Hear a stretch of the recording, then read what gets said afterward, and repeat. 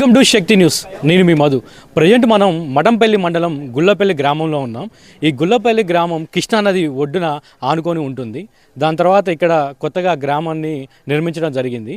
దానిలో భాగంగా గతంలో సర్పంచ్గా ఇనామస్గా గెలిచారు వీళ్ళు వెంకటరమణ బ్రహ్మారెడ్డి. ప్రజెంట్ మళ్ళీ ఇప్పుడు సర్పంచ్ ఎలక్షన్స్లో కాంగ్రెస్ పార్టీ నుంచి మళ్ళీ నిలబడ్డారు. వారిని అడిగి ఊరి డెవలప్మెంట్ కోసం ఊరికి సంబంధించి ఏమేమి కార్యక్రమాలు నిర్వహిస్తారనేది వారిని అడిగి తెలుసుకుందాం. అంటే చెప్పండి, గతంలో మీరు ఇక్కడ సర్పంచ్గా కూడా పనిచేసినారు, ఇప్పుడు మళ్ళీ పోటీ చేస్తున్నారు, ఎలా అనిపిస్తుంది? నాకు మా గ్రామ ప్రజలకి సేవ చేసే అదృష్టం భగవంతుడు కల్పించాడు. 2013లో గ్రామస్తులందరూ మమ్మల్ని ఏకగ్రీవంగా ఎన్నుకోవడం జరిగింది. వారు ఏకగ్రీవంగా ఎన్నుకోవటం వల్ల ఈ గ్రామాన్ని ఆదర్శ గ్రామంగా తీర్చిదిద్దినాం. పులిచింతల మాది ముంపు గ్రామం. అంటే పులిచింతల ముంపు గ్రామం కింద ఎప్పుడు 2013లో మాది పులిచింతల ముంపు గ్రామంగా ప్రకటించారు. గతంలో ఇప్పుడున్నటువంటి మంత్రివర్యులు ఉత్తమ్ కుమార్ రెడ్డి గారి సహకారంతో 2013లో ఆయన మంత్రిగా పనిచేస్తున్న సమయంలో మా గ్రామానికి మొత్తం 18 కోట్ల రూపాయలు నిధులు తీసుకొచ్చి మునిగిపోయే 14 గ్రామాల్లో అన్నిటికాడికి అత్యధికంగా నిధులు తీసుకొచ్చి అభివృద్ధిలో ప్రథమ పదంలో నిలిపించినాం. 4.5 కిలోమీటర్లు సీసీ రోడ్లు, 9 కిలోమీటర్లు డ్రైన్సు, 2.5 కోట్లతో బ్రిడ్జు, అదేవిధంగా 5 కోట్ల రూపాయలతో గుండ్లపల్లి నుంచి కిష్టాపురం పోవటానికి రహదారి, అదేవిధంగా ఏకగ్రీవం నిధులతో వచ్చిన దాన్ని గుండ్లపల్లి గ్రామం నుంచి గుండ్లపల్లి రేగడికి పొలాలు పోయటానికి రహదారి నిర్మించడం జరిగింది. నా గ్రామంలో అదేవిధంగా 2 కోట్ల రూపాయలతో దేవాలయం నిర్మించడం జరిగింది. 2 చర్చీలు నిర్మించడం జరిగింది. 1 కోటి రూపాయలతో స్కూలు, అంగన్వాడీ, గ్రామ పంచాయతీ బిల్డింగులు నిర్మించడం జరిగింది. అదేవిధంగా మసీదు. మేము అన్ని కులాలని సమానంగా చూస్తూ ఏ కులానికి కానీ ఏ మతానికి కానీ ఏం కావాలనో అన్నీ నా హయాంలో పూర్తి చేసిన, గ్రామాన్ని అభివృద్ధి పదంలో ముందుంచిన. ఇంకా కొన్ని పనులు మాత్రమే నేను ఈ గ్రామానికి చేయాల్సినవి ఉన్నాయి. ఆ పనులు కూడా నా చేతికుంటా పూర్తి చేయాలనే ఉద్దేశంతో ఈసారి పోటీ చేయడం జరుగుతుంది.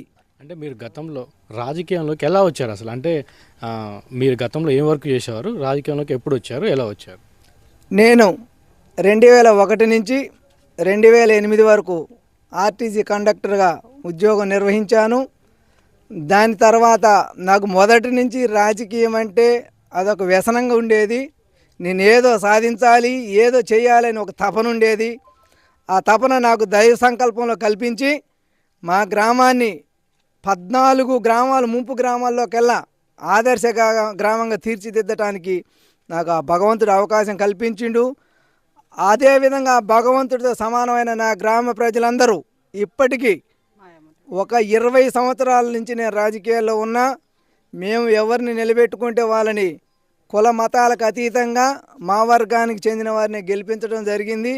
అందరి కృషితోటి, గ్రామస్తుల కృషితోటి ఈ గ్రామం అభివృద్ధి పదంలో ఉన్నాం.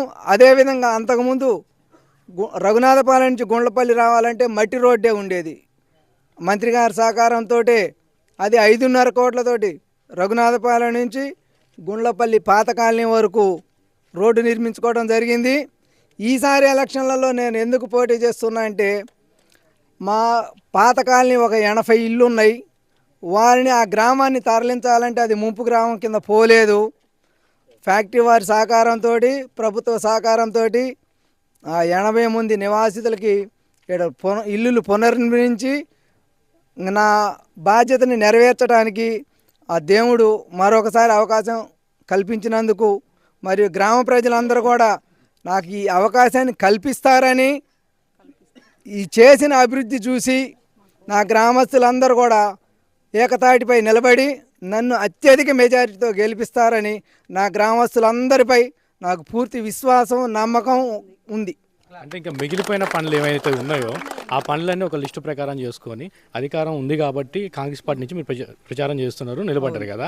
ఇప్పుడు గతంలో మీరు ఉన్నప్పుడు ఇక్కడ మాజీ ఎమ్మెల్యే సైదిరెడ్డి గారు కూడా ఉన్నారు, గతంలో టీఆర్ఎస్ పార్టీలో ఉన్నారు. కొన్ని విమర్శలు వస్తున్నాయి, అంటే టీఆర్ఎస్ పార్టీలో షాడో ఎమ్మెల్యేగా పనిచేసినారు, మళ్ళీ కాంగ్రెస్ పార్టీలోకి వచ్చినారు, మళ్ళీ టికెట్ అడిగినారు అని చెప్పి వీళ్ళందరికీ సమాధానంగా ఏం చెప్తారు మీరు? నేను పార్టీలకు అతీతంగా నేను ఏ పార్టీలో ఉన్నా నా గ్రామం అభివృద్ధి చెందాలి, నన్ను నమ్ముకున్న ప్రజలు అభివృద్ధి చెందాలి, నా చుట్టుపక్కల గ్రామాలు కూడా అభివృద్ధి చెందాలనే ధ్యేయంతో చేస్తున్నా. కానీ నేను ఎటువంటి అనైతిక కార్యకలాపాలు ఎక్కడా నేను చేయలేదు. ఖచ్చితంగా నాకు ఎవరి దగ్గరికైనా పని చేయించుకునే చొరవ ఉంది. ఇప్పుడు మంత్రి గారు నువ్వు ఖచ్చితంగా రావాలి, నీలాంటి వాడు మాకు అవసరం ఉన్నదని తీసుకెళ్ళాడు.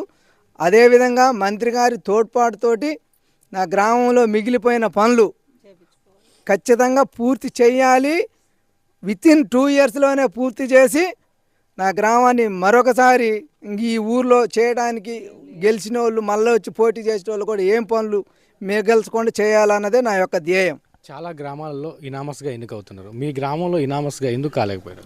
కొన్ని దుష్ట శక్తుల వల్ల గ్రామం మీద నేనేదో ఆధిపత్యం కొనసాగిస్తున్నా, నా ఆధిపత్యాన్ని తగ్గించాలని కొంతమంది ఈర్ష్యతో ఈ పోటీ పెట్టారు. కానీ ఖచ్చితంగా ప్రతి ఇంటికి నేను ఖచ్చితమైన సహాయం చేశాను, చేస్తూనే ఉంటాను. ప్రతి పేద ఇళ్లలో పెళ్ళిళ్ళు జరిగితే వారికి కొంత ఆర్థిక సహాయం చేయటం కానీ, ఎవరికైనా ఇబ్బందులు వస్తే హాస్పిటల్స్కి కానీ, ఈ కుటుంబంలో ఇబ్బందులు ఉన్నా కానీ ఆదుకుంటున్నా. కాబట్టి నా గ్రామస్తులు నా ఎన్నంటుండి నువ్వు ఖచ్చితంగా పోటీ చేయాల్సిందే, నువ్వు మళ్ళీ ఈ గ్రామాన్ని తీసుకుపోయి అనామకుల చేతిలో పెట్టొద్దని నా గ్రామస్తులందరూ నా ఎన్నంటుండి పోటీ చేయనందుకే నేను పోటీ చేస్తున్నా. లాస్ట్గా మీ గ్రామ ప్రజలకు ఓట్లు అడిగేటప్పుడు మీరేం చెప్పదలుచుకున్నారు? నేను చేసిన పని చూసి నాకు ఓటేయండి, చేసేవానికి మాత్రమే ఓటేయండి. నేను చెయ్యకపోతే మీరు నా ఇంటికి వచ్చి ధైర్యంగా అడిగే హక్కు మీకు ఉంది. మీరు నా పనితనాన్ని గత 20 సంవత్సరాల నుంచి చూస్తున్నారు. నేను పని చేస్తాను నమ్మకం ఉంటేనే నాకు ఓటు వేయండి. నేను పని చేయడు, వీడు అసమర్థుడు అంటే నాకు ఓటు వేయొద్దు. సర్పంచ్ అభ్యర్థి వెంకటరమణ గారు కూడా ఉన్నారు, వారిని అడిగి తెలుసుకుందాం. అంటే మీరు ఫస్ట్ టైమా సెకండ్ టైమా? సెకండ్ టైం అండి. సెకండ్ టైమా? ఫస్ట్ టైం ఎప్పుడైనా 2013 అండి. మీకు అవగాహన ఉన్నదా? అంటే అభివృద్ధి మొత్తం మీ సారే చూస్తారా? మీకు అవగాహన లేదని చూస్తాను నేను కూడా. మీరు కూడా చూస్తారా? ఏమో చూస్తుంటే మొత్తం ఈయన మిమ్మల్ని తొక్కేసేట్టు అనిపిస్తుంది, అందుకని మిమ్మల్ని ఏమైనా ముందుకు రాణిస్తుందా లేదా అని. ఇద్దరం ఒకటే. ఇద్దరు ఒకటే ఇద్దరం ఒకటే. ఇష్టపూర్వకంగానే నిలబడ్డారా లేకపోతే బలం ఏం లేదండి. ఆయన అడుగు ఆయన ముందు నడిపిస్తే వెనకుంటాం అంతే. అంతే, కానీ మీరు ముందు నడిస్తే ఆయన అనుకుంటారు కదా, ఆయన ముందు.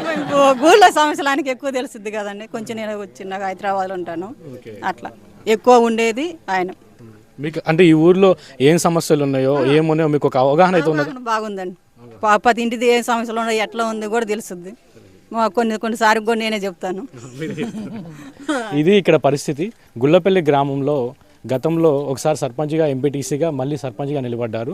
ప్రజలకి మంచి చేయాలనే ఆలోచనతో, పార్టీలతో సంబంధం లేకుండా ఇక్కడ వ్యక్తిగతంగా ఉన్న ఇమేజ్తో పార్టీలు వేరైనా ప్రతి ఒక్కరితో అందరితో మంచిగా ఉంటానని చెప్తున్నారు.